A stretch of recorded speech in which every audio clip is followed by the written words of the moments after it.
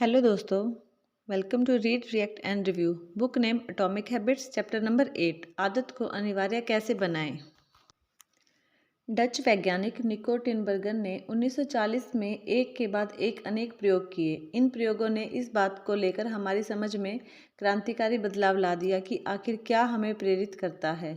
वे उत्तरी अमेरिका में पाए जाने वाले स्लेटी और सफ़ेद रंग के पक्षी मुर्गाबी पर शोध कर रहे थे। उत्तरी अमेरिका में ये पक्षी समुद्र किनारे उड़ते देखे जा सकते हैं। उन्हें अपने काम के लिए नोबेल पुरस्कार भी मिला था। इन वयस्क पक्षियों की चोंच पर लाल बिंदी रहती है और टिनबर्गन ने देखा कि जब नए बच्चे होते हैं और उन्हें भूख लगती है तो वे अपनी माँ की चोंच के इस लाल बिंदी पर चोंच मारते हैं। एक प्रयोग के लिए उन्होंने छद्म रूप से गत्ते की लाल चोंच बना ली और बिना शरीर का सिर भी उस पर लगा दिया। जब बड़े पक्षी दूर उड़ जाते थे तब वे घोंसले में जाते और नकली चोंच उन बच्चों के सामने रख देते थे। यह तो स्पष्ट था कि वे चोंच नकली थी और उन्होंने अनुमान लगाया था कि बच्चे उन्हें सिरे से नकार देंगे। हालांकि जब इन बच्चों ने कार्डबोर्ड की चोंच पर लाल बिंदी देखी तो उन्होंने चोंच मारना शुरू कर दिया जैसे वह उनकी माँ की चोंच हो। इससे स्पष्ट हो चुका था कि वे लाल बिंदी को प्राथमिकता देते हैं, जैसे कि उन्हें जन्म से पहले आनुवांशिक रूप से ही इसकी शिक्षा मिल चुकी हो।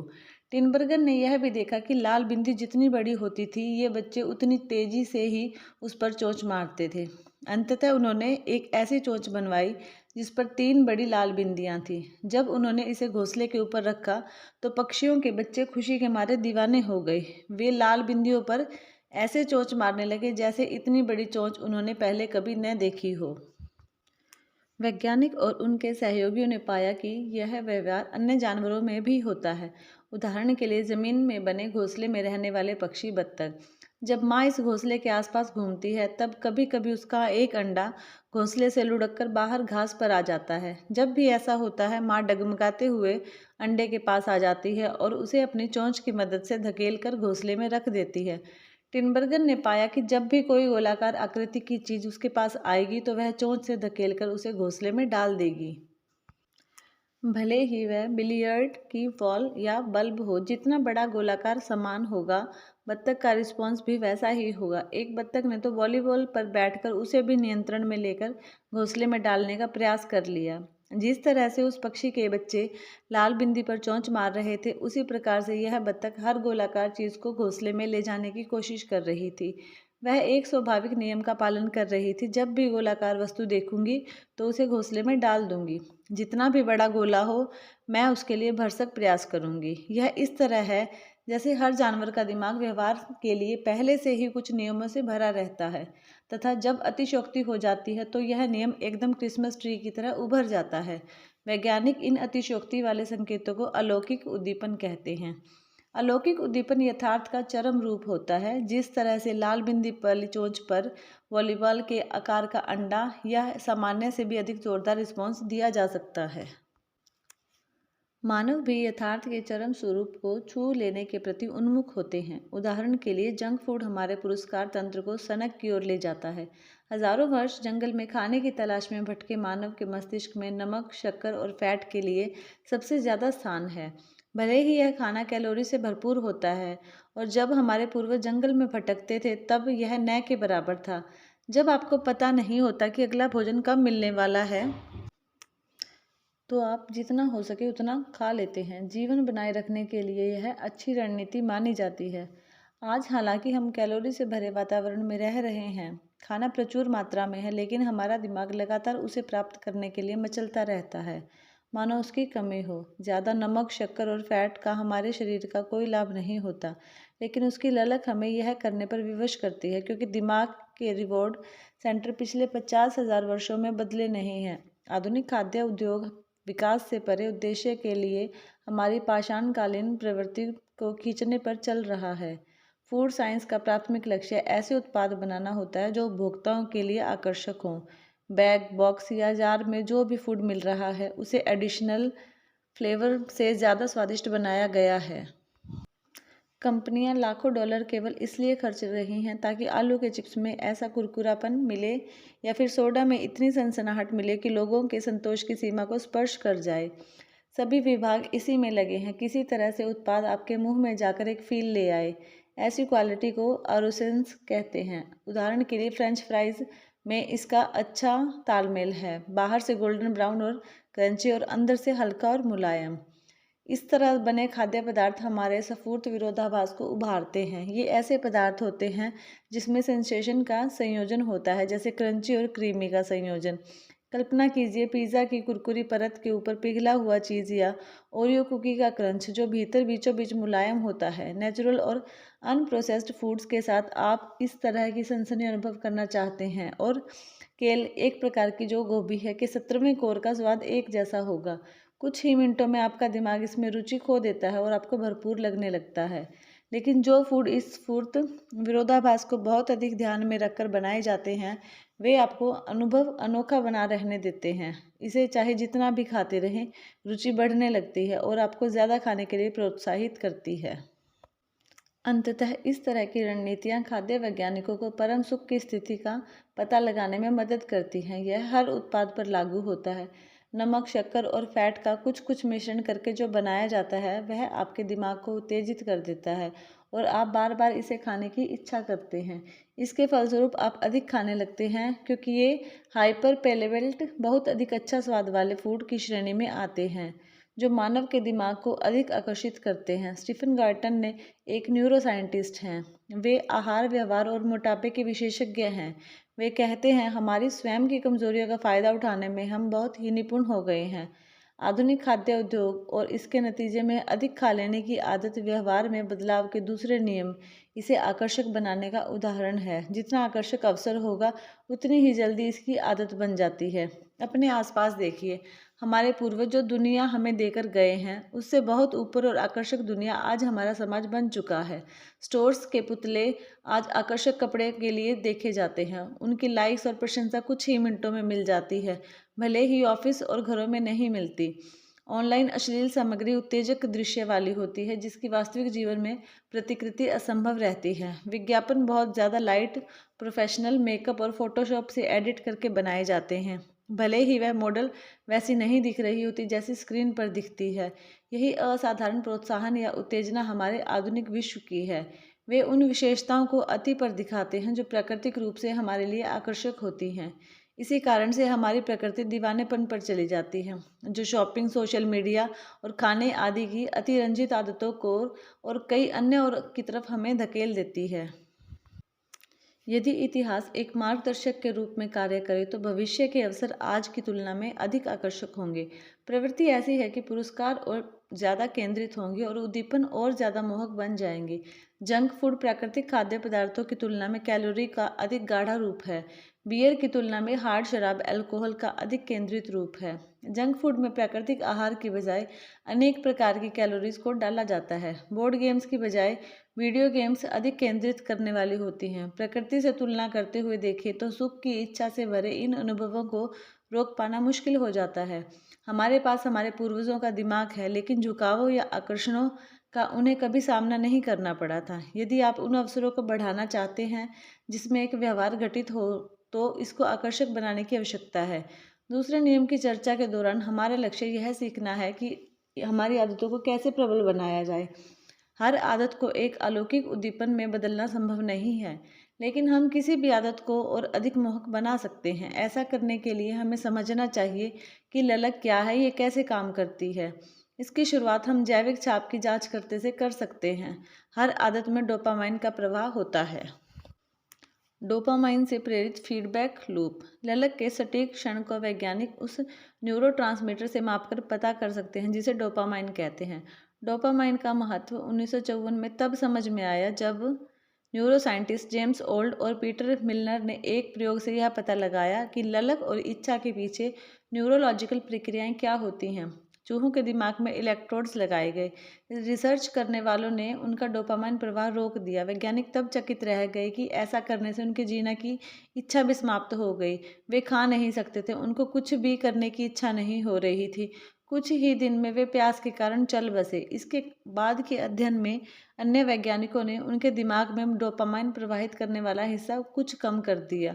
लेकिन इस बार उनके मुंह में शक्कर के ड्रॉप्स डाले गए। इन चूहों के चेहरे पर सुख से चमक उठे और क्योंकि ये स्वादिष्ट वस्तु उन्हें भा गई थी, भले ही उनका डोपामाइन रोक दिया गया था, उन्हें शक्कर उतनी ही पसंद आई जितनी पहले पसंद आती थी, लेकिन वे और नहीं चाहते थे। सुख का अनुभव डोपामाइन के बिना भी जस का तस ही रहा, लेकिन इच्छा समाप्त हो चुकी थी और इच्छा के बिना गतिविधि थम गई थी। अन्य शोधकर्ताओं ने डोपामाइन रोकने की प्रक्रिया को उलट कर दिया। उन्होंने दिमाग के पुरस्कार तंत्र को डोपामाइन से भर दिया, तो जानवरों ने आदतों को खतरनाक गति से पूरा किया। एक अध्ययन में तो चूहों को हर बार एक बॉक्स में रखी हुई चीज़ को जोरदार डोपामाइन मिला। कुछ ही मिनट में चूहों की इच्छा इतनी तेजी से बढ़ गई कि उन्होंने 1 घंटे में उस बॉक्स में 800 बार नाक डालने का प्रयास किया। मानव भी अलग नहीं है। स्लॉट मशीन का प्लेयर पहिए का औसतन हर घंटे 600 बार घुमाता है। आदतें डोपामाइन से प्रेरित फीडबैक लूप हैं। हर व्यवहार जो आदत को जोरदार बनाता है, जैसे जंक फूड खाना, वीडियो गेम्स खेलना, नशा करना, सोशल मीडिया ब्राउज करना आदि का संबंध डोपामाइन के उच्च स्तर से होता है। हमारी मूल आदतों के व्यवहार के बारे में भी यही कहा जा सकता है, जैसे भोजन करना, पानी पीना, सामाजिक रूप से संबंध रखना। वर्षों तक वैज्ञानिक सही मानते हैं कि डोपामाइन सुख देने वाला होता है, लेकिन अब हम जान गए हैं कि यह प्रेरित करने, सीखने या याद रखने, दंड देने, अरुचि और इच्छित गतिविधियों की न्यूरोलॉजिकल प्रक्रिया में अहम भूमिका निभाता है। जब आदतों की बात आती है तो मुख्य तथ्य यह है कि डोपामाइन न केवल तब स्रावित होता है जब आप आनंद का अनुभव करते हैं, बल्कि तब भी होता है जब आप इसकी आशा करते हैं। जुआ खेलने के आदी व्यक्तियों में दांव लगाने से पहले डोपामाइन बढ़ता है, न कि जीतने के बाद। कोकीन के नशेड़ी को पाउडर देखकर डोपामाइन का उछाल मिलता है, न कि इसे लेने के बाद। जब भी आपको लगता है कि किसी अवसर से फायदा होगा, आपको डोपामाइन पहले से ही प्रवाहित होने लगता है। जब भी डोपामाइन बढ़ता है, आपकी प्रेरक शक्ति बढ़ने लगती है। कोई फायदा या पुरस्कार मिलने की आकांक्षा हमें कार्य करने के लिए प्रेरित करती है, न कि फायदा या पुरस्कार की प्राप्ति। दिलचस्प बात यह है कि पुरस्कार प्राप्त करते समय मस्तिष्क में सक्रिय होने वाली पुरस्कार प्रणाली वैसी है जो आशा करते समय सक्रिय होती है। यह एक कारण के लिए एक अनुभव की प्रत्याशा अक्सर इसे प्राप्त करने से बेहतर होती है। एक बच्चे के रूप में क्रिसमस की सुबह के बारे में सोचना उपहार खोलने से बेहतर हो सकता है। एक वयस्क के रूप में आगामी छुट्टियों के बारे में सपने देखना वास्तव में छुट्टियों पर होने के लिए अधिक सुखद हो सकता है। वैज्ञानिक इसे चाहने और पसंद करने के बीच के अंतर के रूप में संदर्भित करते हैं। तुलनात्मक रूप से दिमाग में पसंद आने के केंद्र बहुत कम होते हैं। उन्हें अक्सर हेडोनिक हॉटस्पॉट्स कहा जाता है। ये पूरे दिमाग में छोटे द्वीपों की तरह फैले हैं। उदाहरण के लिए, शोध करने वालों ने पाया कि न्यूक्लियस एक्यूलम्बस का 100% तब सक्रिय होता है जब किसी चीज़ की इच्छा होती है। इसी बीच इसमें पसंद आने के दौरान 10% की सक्रियता रहती है। वास्तव में दिमाग में अधिक कीमती स्थान इच्छाओं के लिए आवंटित होते हैं, जो इस बात का सबूत है कि ये प्रक्रिया अहम भूमिका निभाती हैं। इच्छा वह इंजन है जो हमारे व्यवहार को चलाता है। हर काम को किसी इच्छा के लिए किया जाता है। ललक ही वह करती है जो प्रतिसाद तक लेके जाती है। इन जानकारियों से व्यवहार में बदलाव के दूसरे नियम के महत्व का पता चलता है। हमें अपनी आदतों को आकर्षक बनाने की आवश्यकता है, क्योंकि एक पुरस्कृत अनुभव की उम्मीद ही हमें कार्य करने के लिए प्रेरित करती है। यह वह जगह है जहाँ प्रलोभन बंडलिंग के रूप में की जाने वाली रणनीति परिदृश्य में आती है। आदतों को ज़्यादा आकर्षक बनाने में प्रलोभन बंडलिंग का इस्तेमाल कैसे करें? रोनन बर्नी आयरलैंड के डबलिन के इलेक्ट्रिकल इंजीनियर के छात्र थे। नेटफ्लिक्स देखने में उन्हें सुख मिलता था, लेकिन वह यह भी जानते थे कि वे जितनी एक्सरसाइज करते हैं उससे अधिक करनी चाहिए। ऐसे में अपनी इंजीनियरिंग की क्षमता को उन्होंने प्रयोग में लिया। उन्होंने खड़ी हुई साइकिल को लैपटॉप और टीवी से जोड़ दिया। इसके पश्चात उन्होंने एक कंप्यूटर प्रोग्राम बनाया जिससे यह तय हो गया कि नेटफ्लिक्स तभी चलेगा जब एक निश्चित गति पर साइकिल चलेगी। जैसे ही वे इसे धीमा करेंगे तो वह शो भी देख रहे हैं वो बंद हो जाएगा या अटक जाएगा, जब तक वे पुनः पैडल मारना शुरू नहीं कर देते। वह ऐसे फैन हैं जो मोटापा तो कम कर रहे हैं, नेटफ्लिक्स के लगाव को भी कम नहीं कर रहे हैं और एक ही समय में दोनों कर रहे हैं। इसके साथ ही वह प्रलोभन बंडलिंग रणनीति का इस्तेमाल भी कर रहे हैं ताकि एक्सरसाइज करने की आदत को ज़्यादा आकर्षक बना सके। प्रलोभन बंडलिंग रणनीति तब काम करती है जब आपके इच्छित कार्य को उस कार्य से जोड़ दिया जाता है जिसे करने की ज़रूरत आपको होती है। बर्नी के मामले में नेटफ्लिक्स देखने के झुकाव वह जो करना चाहते थे को उन्होंने खड़ी हुई बाइक के साथ जोड़ दिया, जो चलाने के लिए जोड़ दिया गया था। कारोबार करने वालों को प्रलोभन बंडलिंग में महारत हासिल होती है। उदाहरण के लिए, जब अमेरिकन ब्रॉडकास्टिंग कंपनी, जिसे आमतौर पर एबीसी के रूप में जाना जाता था, ने 2014-15 सीजन के लिए अपने गुरुवार रात की टेलीविजन लाइनअप को लॉन्च किया, तो उन्होंने बड़े पैमाने पर प्रलोभन बंडलिंग का बढ़ावा दिया। कंपनी हर गुरुवार को पटकथा लेखिका शोंडा राइस के तैयार किए गए 3 शो दिखाती थी। इसकी उन्होंने TGIT ऑन ABC के रूप में ब्रांडिंग की। TGIT का अर्थ है थैंक गॉड इट्स फ्राइडे था।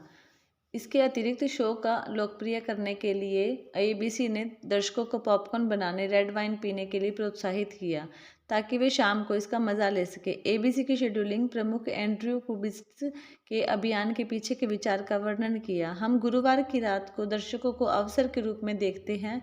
या तो जोड़े और महिलाएं खुद बैठकर तनाव से दूर होना चाहती हैं और मस्ती करती हैं, रेड वाइन पीती हैं और कुछ पॉपकॉर्न का मजा लेते हैं। इस रणनीति की उत्कृष्टता यह है कि ABC को जिन चीज़ों को दर्शकों के कराने की ज़रूरत थी, उन गतिविधियों को वह उन चीज़ों से जोड़ रहा था जो उन्हें दर्शक पहले से ही करना चाहते थे, जैसे आराम करना, शराब पीना, पॉपकॉर्न खाना इत्यादि। समय के साथ लोगों ने ABC को आराम और मनोरंजन के साथ जोड़कर देखना शुरू कर दिया। अगर आप हर गुरुवार को रात 8 बजे रेड वाइन पीते हैं और पॉपकॉर्न खाते हैं, तो अंततः गुरुवार 8 बजे का अर्थ है विश्राम और मनोरंजन। पुरस्कार संकेत के साथ जुड़ जाता है और टेलीविज़न को चालू करने की आदत अधिक आकर्षक हो जाती है। यदि आपको एक ही समय में अपना कोई पसंदीदा काम करने को मिले, तो इस बात की संभावना ज़्यादा होती है कि आपका व्यवहार आकर्षक लगने लगेगा। कदाचित आप सेलिब्रिटी की गपशप सुनना चाहते हैं, लेकिन साथ ही आप शरीर को भी ठीक रखना चाहते हैं। इसमें प्रलोभन बंडलिंग की रणनीति को प्रयोग में लेते हुए आप जिम में टैबलेट पढ़ सकते हैं और रियलिटी शो भी देख सकते हैं, और हो सकता है कि आप पेडिक्योर कराना चाहते हैं, लेकिन आपको अपने ईमेल इनबॉक्स को भी साफ करने की ज़रूरत है। हल: पेडिक्योर कराते समय लंबित ईमेल कार्य को भी निपटाते चले जाएं। प्रलोभन बंडलिंग एक मनोवैज्ञानिक सिद्धांत को लागू करने का तरीका है, जिसे प्रेमिक के सिद्धांत के रूप में भी जाना जाता है। प्रोफेसर प्रेमिक के काम के बाद नामित यह सिद्धांत कहता है कि अधिक संभावित व्यवहार कम संभावित व्यवहार को सुदृढ़ करेगा। दूसरे शब्दों में, भले ही आप वास्तव में बकाया ईमेल कार्य को निपटाना नहीं चाहते हैं, लेकिन आप ऐसा करने के लिए स्वतः तैयार हो जाएंगे यदि इसके साथ आपको कुछ ऐसा करना हो जो वास्तव में आप करना चाहते हैं।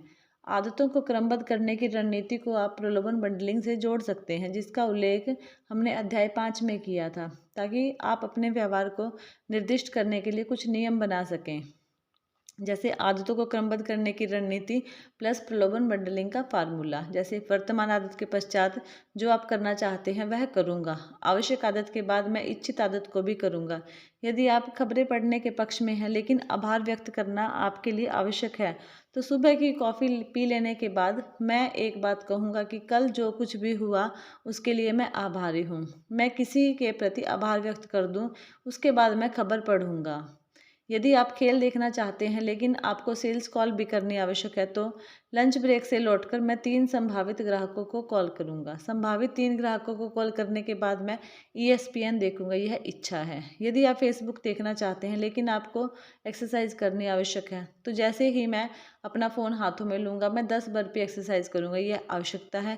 10 बर्पी करने के बाद मैं अपना फेसबुक देखूँगा। यह इच्छा है। उम्मीद यह है कि अंततः आप 3 ग्राहकों को कॉल करने या 10 बर्पी करने के लिए तत्पर होंगे, क्योंकि इसका मतलब है कि आपको नवीनतम खेल समाचार पढ़ने या फेसबुक देखने की इच्छा है। जिस काम को करने की ज़रूरत है उसे करने का मतलब है कि आपको यह काम करना चाहते हैं जिसकी इच्छा है। हमने इस अध्याय को अलौकिक उद्दीपनों पर चर्चा करके शुरू किया था, जो वास्तविकता के उन्नत संस्करण हैं। ये कार्यवाही करने की हमारी इच्छा बढ़ाते हैं। प्रलोभन बंडलिंग किसी भी आदत का उन्नत संस्करण बनाने का एक तरीका है, जिसे आप पहले से ही करना चाहते हैं। कोई भी अप्रतिरोध्य यानी अनिवार्य आदत बनाना कठिन काम है, लेकिन एक सरल रणनीति हो सकती है। किसी भी आदत को अधिक आकर्षक बनाने के लिए इसका इस्तेमाल किया जा सकता है, अन्यथा ऐसा नहीं होगा। अध्याय का सार: व्यवहार में बदलाव का दूसरा नियम है, इसे आकर्षक बनाएं। जितना आकर्षक अवसर होगा, उतना अधिक इसकी आदत बनती जाएगी। आदतें डोपामाइन से चलने वाली फीडबैक लूप हैं। जब डोपामाइन बढ़ता है तो हमारी प्रेरक शक्ति भी बढ़ती है। यह पुरस्कार की प्रत्याशा है, उसकी पूर्ति नहीं, जो हमें कार्यवाही करने के लिए प्रेरित करती है। जितनी अधिक प्रत्याशा होगी, डोपामाइन का उछाल उतना ही अधिक होगा। प्रलोभन बंडलिंग आदतों को ज़्यादा आकर्षक बनाने का एक उपाय है। जो आप करना चाहते हैं उसे आप अपनी आवश्यकता के साथ जोड़ दें, यही रणनीति है। Thank you. वीडियो में बने रहने के लिए। पूरी ऑडियो बुक सुनने के लिए हमारे चैनल को सब्सक्राइब करें। यदि प्रयास अच्छा लगा हो तो लाइक करें और कुछ सुझाव हो तो कमेंट करें।